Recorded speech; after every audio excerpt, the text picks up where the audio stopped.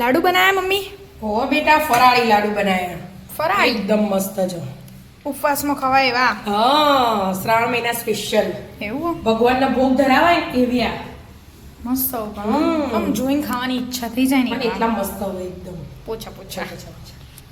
કેવી રીતે બનાયા? હેડ શીખવાડું તને? હેડો. એનું આજે ઉપવાસમાં ખવાય ને એવા લાડુ બનાવવાના. ભગવાનના ભોગે ધરાવાય અને હવે શ્રાવણ મહિનો આવે ને એમાંય ખવાય, 11સમાંય ખવાય એવા. જો એક વાટકી હે ને મોરૈયો લીધો આપણે, થોડી વાટકી ઊણી હતી, એટલો જ આપણે હે ને રાજગરો લીધો. એનો કકરો પીસી લેવાનો. એકદમ ઝીણો કરવો હોય તો ઝીણો એક થાય, અને જેવો કરવો હોય એવો કરીને આપણે પીસી લઈએ. પીસી કાઢ્યું? હા, પીસી કાઢ્યું. જો એકદમ ઝીણો નહીં કરવાનું. આપણે થોડો લાડુનું હોય ને કકરું, એવું સહેજ જ કકરું રાખ્યું મેં. આપણે કોઈના ઘેર આવો રાજગરો મોરૈયાનો લોટ હોય ને તો ડાયરેક્ટ લોટમાંથી એ બનાવાય એવી રીતે. હવે એમાં આપણે ઘી નાખીશું. થોડું ઘી નાખવાનું, નહીં તો છૂટા પડી જાય. આવી સીધી 2 ચમચી જ ઘી નાખ્યું, વધારે નહીં નાખવાનું. અને ના ઠંડુ ના ગરમ એવું આપણે દૂધ લઈશું લોટ બધવા. નવાયું હા, એવું લોટ બધ દઈશું.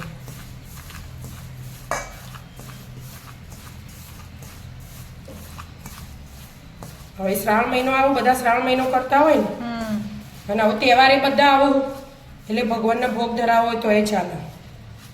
અને આ લાડુ ખોડમાંથી, ગોળમાંથી, બેમાંથી બને. મસ્ત લોટ બધ દેવાનો.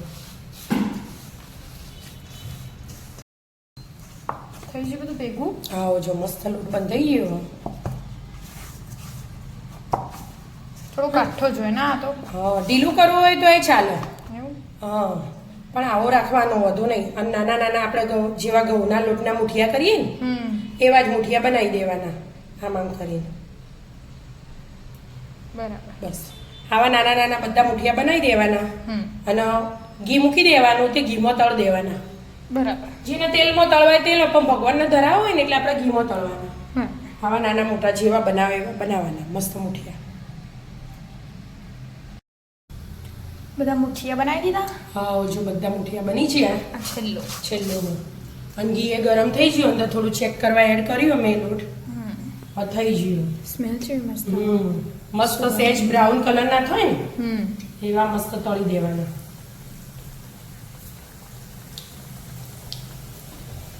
ગોલ્ડન બ્રાઉન કલર થશે. હા, એવા બનાવવાના. ખાલી પ્રસાદી માટે થોડા જ બનાવ્યા. હા, આમ વધારે ખાવા હોય તો બનાવાય. ઉપવાસ કર્યો હોય ને આપણે શ્રાવણ મહિનામાં ફરી બનાવીશું. બરાબર. શ્યામને વિદ્યા શ્રાવણ મહિનો કરવાનું કોઈ ને એટલે. તળાવા દો. હા, થઈ જાય ગોલ્ડન બ્રાઉન. હા, જો એક તળીને કાઢ્યા, બીજું ના તળાઈ તળાઈ જાય. જો એકવાર આમ ફેવરી દેવાના. ઓમ હોય એટલે આમ જાવડી ફેવરી દીધી, આમ તળી જો. મસ્ત થયા. કડક કડક થયા એ તો તું મૂકું એ પરથી જ ખબર પડી જાય. આમ દેખાવ પરથી ખબર પડે કે મસ્ત ક્રિસ્પી થયા. આટલો જ કલર કરવાનો, વધારે ડાર્ક નહીં કરવાનો. બરાબર. Golden brown colour. હવે ઠંડા થવા દેવાના, થોડા ભાગી દેવાના. દસ્તો લઈને ગેસ તો બંધ જ છે, અને આમ ભાગી દેવાના એટલે ફટફટ ઠંડા થઈ જાય. કારા ખવાણીમાં થઈ જાય આ તો ફટફટ. પણ આપણે મિક્સરમાં નાખી દઈશું. આવી રીતે ઠંડા કરી દેવાના. ઠંડા થવા દો. હા, ભાગી દીધું ને ઠંડુ એ થઈ છે. હવે મિક્સરમાં નાખી દઈશું એટલે ચાખવાની જરૂર ના પડે. એવું? એકદમ ઝીણું દળાઈ જાય. એટલે જેવો લોટ હતો ને આપણે એવું પાછું થઈ જશે. મેં સાકર દળી લઈ લીધી. આ લાડુ ખોડમાં બન્યું, ગોળમાં બન્યું, સાકરમાં બન્યું. એટલે અમુક જણા નહીં કહેતા કે ઉપવાસમાં અમે ગોળ નહીં ખાતા, તો એમના ગોળ નહીં ઉપયોગ કરવાનો. અને જે ખાતા હોય એને ઘી ગોળનો પાયો કરીને બનાવાય.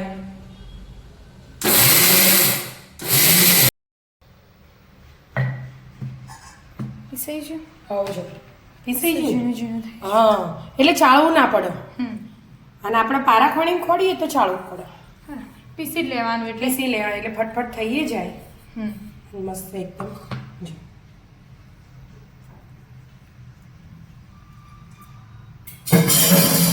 થઈ ગયું ને હવે હવે આપણે જો ગોળના બનાવવા હોય તો ઘી ગરમ કરી દેવાનું ને એમાં ગોળ એડ કરી દેવાનું અને પછી આ ચૂરમામાં રેડ દેવાનું પણ આપણે આજે સાકરના બનાવો ખોટના બનાવો તો બેમાં સેમ પ્રોસેસ એમાં સાકર એડ કરવાની ઘી ગરમ કરી રેડવાનું એવી રીતે એટલે હું ઘી ગરમ કરી દઉં પહેલા હા ઘી ગરમ કરી પહેલા ખોળ એડ કરવાની સાકરનો ભૂકો આરે આપણે ગોળ્યું ખાતા હોય ને એ પ્રમાણે એડ કરી દેવાની 5 ચમચી લીધી અમે આપણે થોડું ગળ્યું ખાઈએ એટલે નહીંતર 4 ચમચી એ ચાલે અને ઘી ગરમ કરીને લીધું હો તે આપણે જે વાટકી ભરી હતી ને એના માપ કરવું હોય ને તો એક વાટકી ખોટ લઈ લેવાની અને અડધા ઉપર ઘી લઈ લેવાની બીજું આપણે તળવા વપરાયું હોય ને એટલે ઘી ઓછું હોય ને તો એ ચાલે હવે બરાબર બધું મિક્સ કરી દેવાનું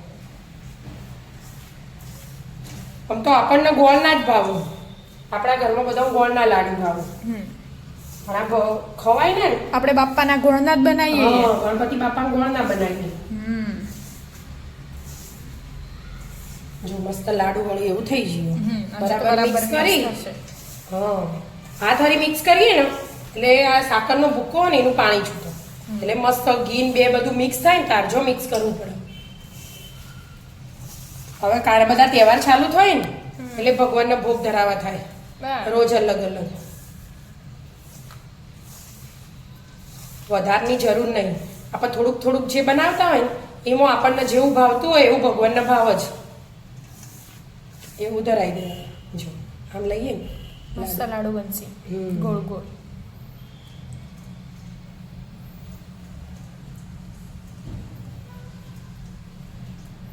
મસ્ત લાડુ બનીને તૈયાર આમાં ખસખસ કાજુ બદામ જે એડ કરવું હોય કરાય બરાબર પણ મેં આજે કશું એડ નહીં કર્યું સાદા સિમ્પલ અને લાવો ઇલાયચીનો ભૂકો બનાવ્યો તો ને તમે એની બેન આર્યન લાવો એડ કરી દો ભૂલી જઈએ આપણે હા લખો બસ હવે એક બનાવી દીધો એ ચાલશે આમાં મિક્સ કર્યો એનો સ્વાદ મસ્ત લાગે ફ્લેવર સારી આવે ઇલાયચીનો